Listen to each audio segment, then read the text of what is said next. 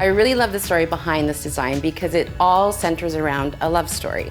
My clients Matt and Allie met, started dating, fell madly in love, and decided that it was time to bring their two families together into a blended home.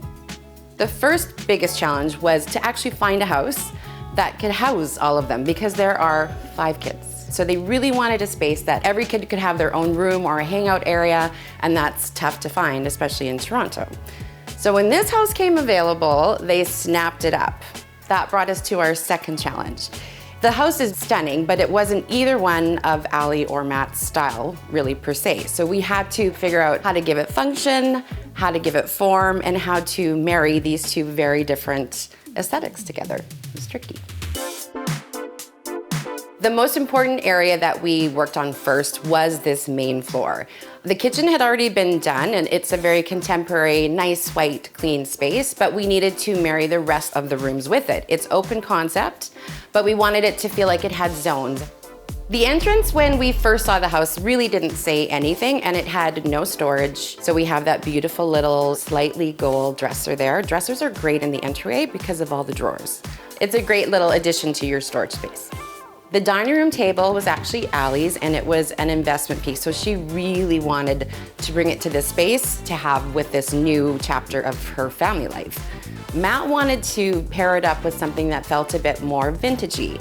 So we have the wire chairs there, that's Matt's pick. It's a nice kind of juxtaposition of Allie and Matt and rustic and elegant.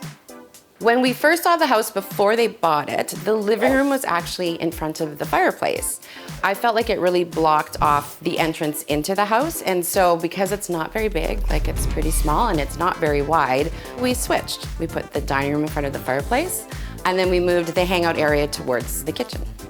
All of the 5 kids take piano, and we knew the piano had to be on this main floor, so we wanted to actually create this zone where Allie can sit and listen to them play piano, or they can wait their turn when it's Monday night piano night. The aesthetic was really driven with the pieces that I needed to reuse. The large mirror that's in the center of the room was Matt's, and he adored it, and it's a beautiful piece. So I think that the design kind of spiraled out of that mirror, so I wanted to make sure that we had that vintagey, kind of rustic feel, but then on Allie's side, she likes it clean and modern and, a little bit of glam. So I felt like that mirror, we could balance both sides of that, off of that piece. The first thing that we picked was actually the wallpaper, and we've seen this wallpaper a million times. It's Cool & Son, and I love it. I've actually never used it, but to me, it was the perfect marriage of both of their styles. It was contemporary, but it had a little bit of that rustica feel that Matt loved. It also united the whole entire long space. So I could break up a dining room, a piano room, and a hangout room, living room, and still keep a continuity there with this wallpaper. The living room was the biggest challenge because, again, you're right off the kitchen. It's not very wide, there's not very much space, and anything that we put in here felt really chunky. We had a sectional in here first, actually. It was Allison's, and she wanted to reuse it, but we also didn't want to block off the space. So our solution was to do more floating pieces that felt, light and airy and kind of had double purpose. Like the daybed, you can lay down and watch TV, you can sit and read a book, and you can also be on this side of the room, or you can be on the other side of the room, so it's dual purpose. The one fight that I lost was a TV.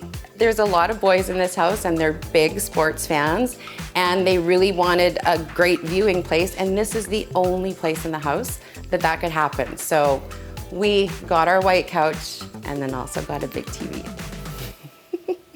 Sometimes you gotta give a little to get a little. There is another room that we did tackle in this house, and it's probably the hardest working room I have ever designed. It is an office, a laundry room, and a guest room.